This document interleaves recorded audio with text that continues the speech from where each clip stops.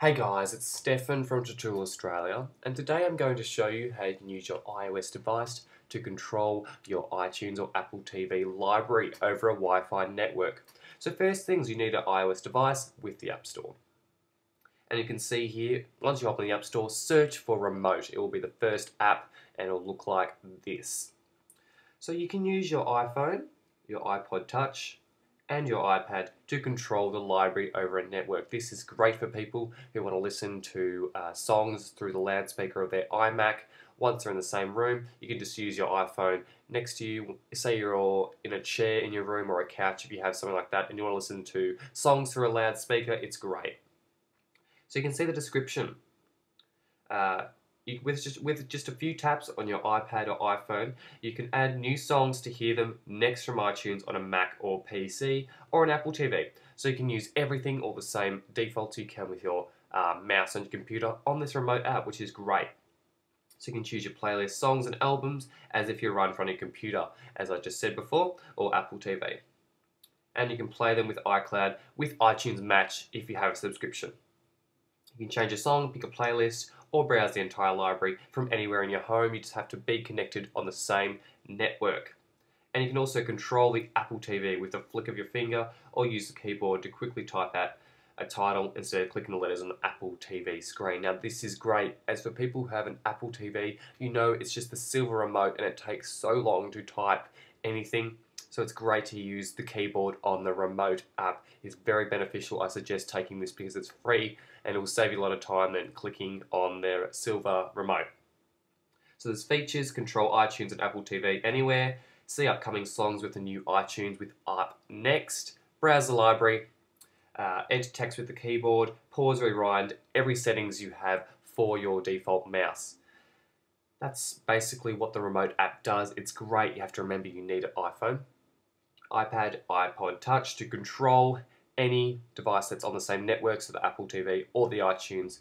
And you can see here in the information, it's 18.8 megabytes, optimized for the 5, so it's great. I use my iPhone 5 to control my iMac in the same room to listen to iTunes through the loudspeaker, which is better than listening to through the iPod speaker or something like that. And once you've done that, once you've read through the remote, you can open it or download it, and this is what the interface will look like. So connecting to MacMac's library, that is my iTunes. So you can see it pops up straight away, my songs are there, go through all the songs, I can go through albums, artists, more. It's basically the same as your music app, except you're controlling a different device.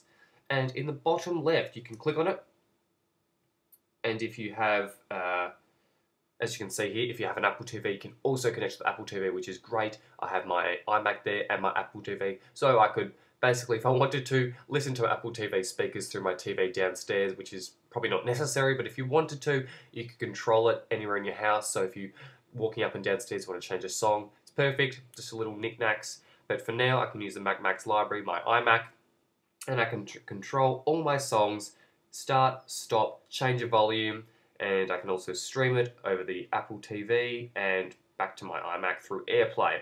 And you can also use multiple, which is great, multiple speakers, depending on how big your house is and things like that. You can use multiple speakers to stream one song. So this is great. You need the Wi-Fi network. It sometimes lags a bit though because it is over Wi-Fi, but it's great for controlling songs. It's really not controlling that much, as you know, songs, so it's not really a video, so it's not going to lag in the ways that you can't watch it. It just might stop for a bit, and sometimes the artwork for your songs will not appear as the same as they should be, so it might have a different cover for one song, but for most things it's not really the matter. It's just you want to control the songs, which is great. So I can press play here, I can press next, I can go back, I can do everything. I'm not going to show you now because the song will start playing and it'll get in the background, but I'm sure you can do it for yourself.